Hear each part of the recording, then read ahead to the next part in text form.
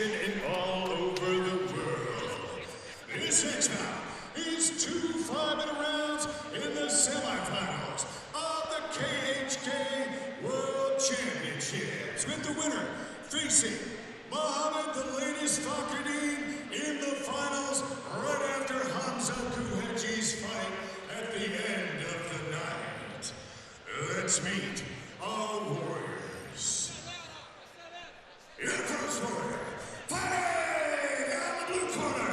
This man's a mixed martial artist with a professional record of 7 wins and no losses. He stands 179 centimeters tall and weighs already 104.2 kilograms.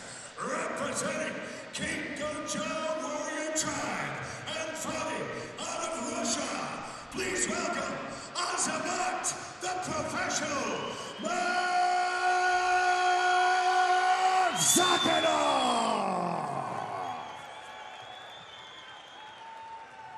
And his opponent, fighting out of the red corner. This man's a mixed martial artist with a professional record of 7 wins and 4 losses. He stands 191 centimeters tall and weighs already 115 kilograms. Representing Real Combat Team and fighting out of Brasilia, Brazil. Put your hands together for Guto, the Beast Inocente.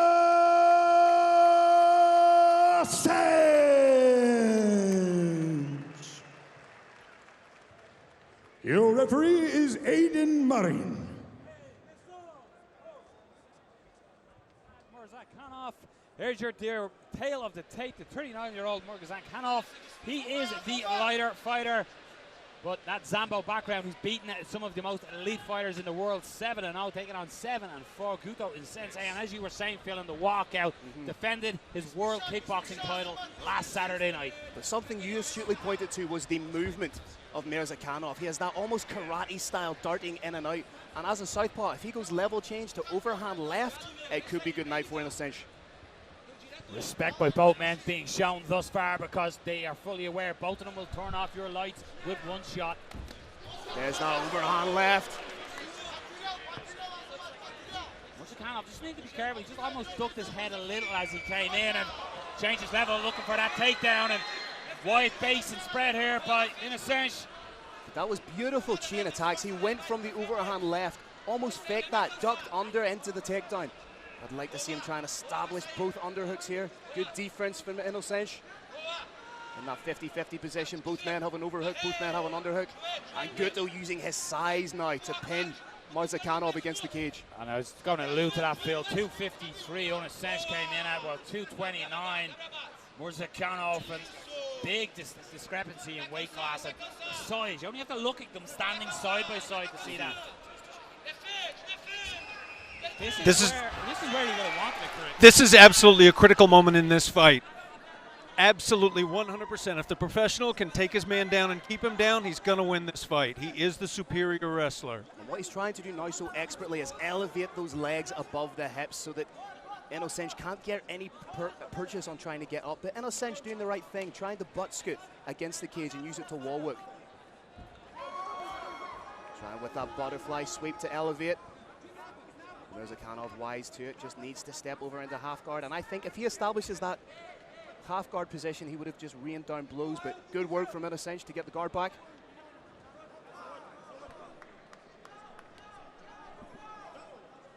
Inocente, not just a striker, also a Brazilian Jiu-Jitsu black belt, so it'll be interesting to see what he does with this guard. How dangerous is his guard going to be? Is he going to open up and look for a submission, or is he going to try and hold on and look for the stand-up? Murzakanov, though, will be in this position, happy to be here, and he will start to work and operate. And that's one thing about him, he does not lay and pray. He will not sit and wait. He has nasty, hellish-like style ground and pound. That's a beautiful elbow. Turned over expertly on it, and you just heard the crunch. This is where Guto would not want to have been. Trying to get back up to his feet, but like a bear clamp. That's a beautiful takedown. Murzakanov gets it back down, and the energy will be sapped there from Inocente, trying to get back to his feet and being lifted up and pulled back down on his butt. That's going to drain the tank as well, and this is exactly how he would have wanted the fight going so far, Murzakanov. Heavy on top, and essentially trying to use all that power just to try and burst out of there. Got that knee shield in, but beautiful shots coming down. Oh, there's some big shots. And what he's doing so well is he's landing the shots and then he's going back down to control the body. Beautiful MMA intelligence and just framing off the face and landing that elbow. Nasty elbows again coming down, and they're starting to get through, and Aidan Marin having a close look. Just with a half cradle right now, trying to immobilize the hips of Inocente. You can see he almost adjusts the position, Kieran, to where he wants to be, and then unloads his shots. He does indeed. And there's our sweep attempt. That was huge. The Brazilian is back on his feet where he wants to be. Look at the size of Inocente's legs. I think the game plan for Inocente is going to be to stand off and invite the stand-up. Not so far. It looks like he'll be stepping through, and it sits through.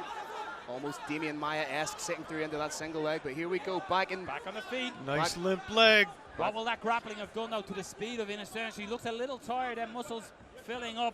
All 253 pounds of him. But as we say, with men this size, it just takes one shot. Murzakanov just looking to land that big left hand that we've seen throughout his career. So light on the feet, just pawing with the jab, throwing fakes, trying to get Inocente to bite on something, to react. Shots definitely seem to be coming slower by Inocente here. That was a nice cross check from Murzakanov, using the lead leg to cross body check. She uses that right hand almost like a fencer would to dart in and then loop with that left hand. Nothing but impressive so far. Inocente's mouth was open, his hands were lowering, he was clearly feeling fatigued. This is a much better position for him to be in. Good observation. He has those double underhooks, he's just using head control. It was just a 10-second clapper, so we're coming to the end of the opening of, again, one of 2 rounds. Are the semi-finals. There is the end of the round, but you look at that, and your take there is Murzakanov got it to where he wanted it primarily. I think the more telling shots throughout those 5 minutes were landed by Murzakanov. Those beautiful frame-off elbows that he was just popping into the head whilst in the half-guard position were beautiful. Ring generalship is no longer officially a part of the unified rules of mixed martial arts, but what you did see there was ring generalship sufficient, I believe, to have won the round for him. You can actually see a little bit of disappointment written on the face of the beast. You can see Inocente just taking some big, deep breaths. You wonder what those grappling exchanges have taken out of Guto Inocente.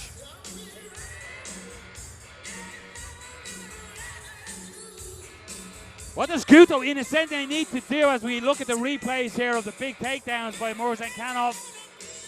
A huge tactical mistake stepping into that guard, allowing the Russian to spin to his knees and take him down with a single. Should have called his opponent up into his territory. Essentially what Guto needs to do is maintain distance and utilize strikes. No single strikes, punches and bunches, constantly moving, adopting that lateral movement, because we know from previous experience, Murzakanov will charge him to the cage and look for the takedown.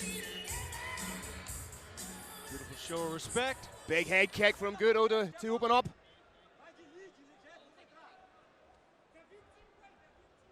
But again, just that darting in and out movement from Murzakanov. Almost as if he's just waiting to set up a home for that big left hand. Inocente almost has a holster in his There right it hand is. of his own with that beautiful left hand. It's the light on the feet. That's what I was utilizing and saying earlier. Like Fedor-esque. It reminds you of the way Fedor would fight. And just turns over the hand on the... Yeah, and power on that backhand as he's back and forward as well. So as Guto is coming forward, he's got to be careful of that left hand on the back take. That in and out footwork is the equivalent of head movement in boxing. Head movement in MMA is a little problematic.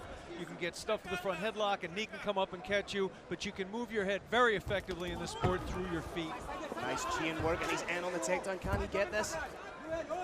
One thing that Murzakanov is doing, he's constantly making Inocente work, Phil. Everything is defending the strikes, but then now defending the takedown. Constantly working. There's no rest here. Sometimes when you see guys in a clinch position, it's an opportunity for both guys to catch their breath. What Murzakanov is doing so beautifully is applying pressure, applying forward momentum, forcing Guto to keep his senses about him and work. Guto uses his 253 pounds to pin Murzakanov.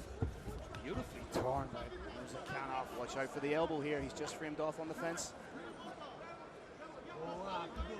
Again, Inocente trying to frame off.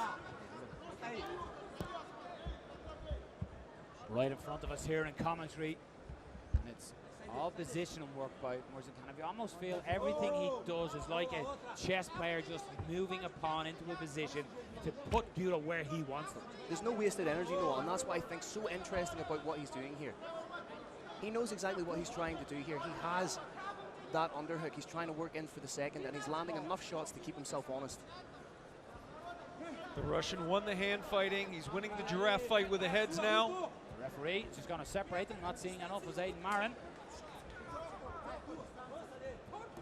He's really got to take a chance. We're coming up to the last 3 minutes of this bout, and he's really got to land something and get the respect of Murzakanov to make him think about changing levels, to make him think about springing in.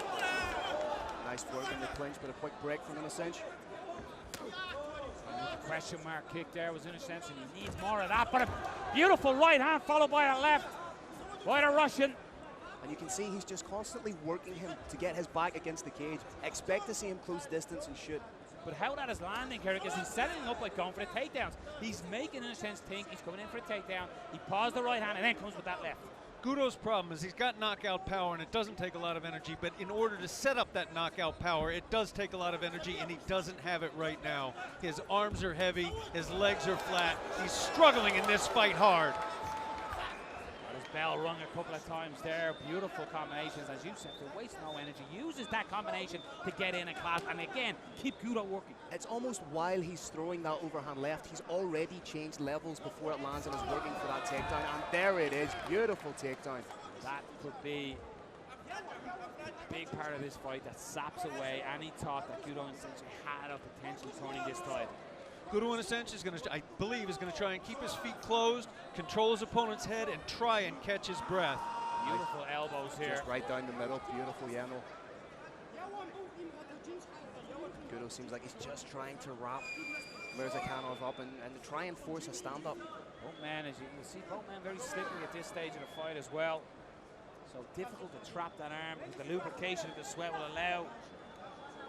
All Murzakanov to pull it out, yeah. All Murzakanov really needs to do is just roll that wrist. He's landing beautiful short hammer fist, and it's all the way across the cage from us, but yet we could hear. Pounding. The power he's generating as well from full guard, inside the full guard of Guto Inocente. Beautiful elbow right on the jawline. Just under 90 seconds to go. What has Guto Inocente got left? What can he do to try and turn the tide of this fight? There's about a half dozen basic strategies from guard. You can try and stand, you can try and take your opponent's back, you can try and sweep your opponent, you can try and hit him. You can also just try and hold on and catch your breath, and that's what we're seeing right now. Right for the leg here, trying to grab the ankle of Murzakanov, but Kanov shuts that door. He followed the hips beautifully. What he needed to do in a situation such as that, when the man on the bottom's trying to create an angle, is keep your hips square with your opponent, and that's what he did so beautifully. We're Again, just under a minute. I just noticed there was just a clapper in the crowd, and our referee almost acknowledged it. And this seems to be happening in the crowd again. Again. There's definitely something going on. And there was 48 seconds left in that round. Somebody's got to identify the guy with a horn in the audience and choke him out. There's a legitimate problem going on here. I'm not sure what's going on, but there's somebody with a clapper and there's somebody with a horn. There was 48 seconds left in that round.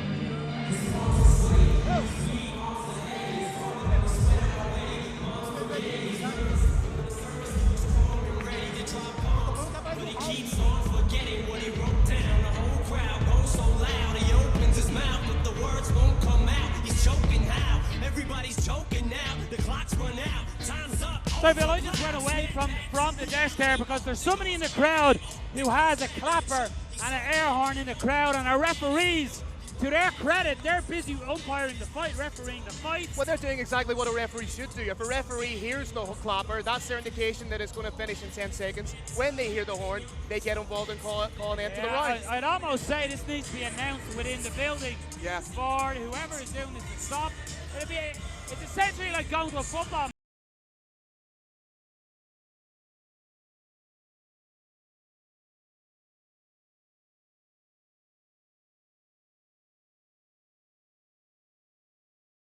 confirmation that the clock on your screen watching at home is incorrect, and our official timekeeper clock was correct.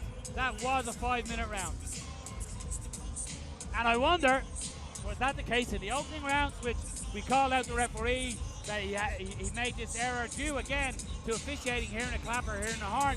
So potentially the right call was made in the opening round. If that is the case, my sincere apologies for any criticism I may have leveled at the referee. We can only go on what we know as well.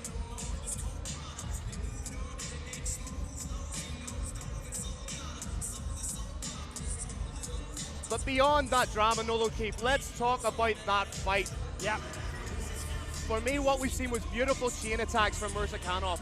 He was able to string his overhands to the takedowns, and once he got a dominant position on the ground, he went to work. He was landing beautiful short hammer fists, beautiful elbows to slice inside the guard and break the guard of Guto Inocente. Yeah, I really think like Azamat really put on a stunning performance in that fight, and like he done everything he wanted. The thing is that style fight, how grinding is that? If you looked at Mohamed Fakhreddin, you look now at this fight, out of the two, who was the fresher? It's hard to say the right tactic because you're fighting another world-class fighter, but whose tactic was right? I guess we're going to have to find out in our main event. But what an interesting main event we are going to have. If it's gone the way I think it's gone, and Murzakanov has taken the decision here, and he fights Mohamed Fakhreddin, what a beautiful clash of styles we have in that kind of a fight. Let's make it official, and let's send it up to the roaring line. Carlos Kramer. Incredible battle. After 2 rounds, we go to judges' scorecards, and they score it a unanimous decision. And the winner to test and face Mohamed Fakhreddin in the KHK World Championship final tonight, from Russia, Azamat, the professional Murzakanov. Have a word with the second finalist.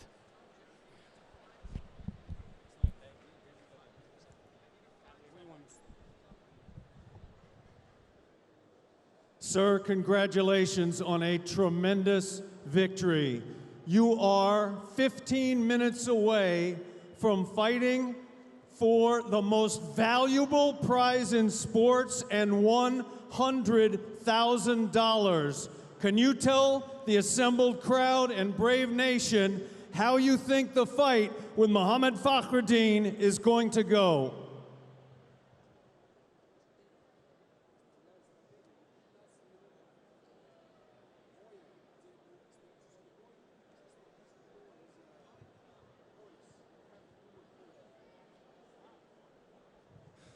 Салам алейкум, Бахрейн.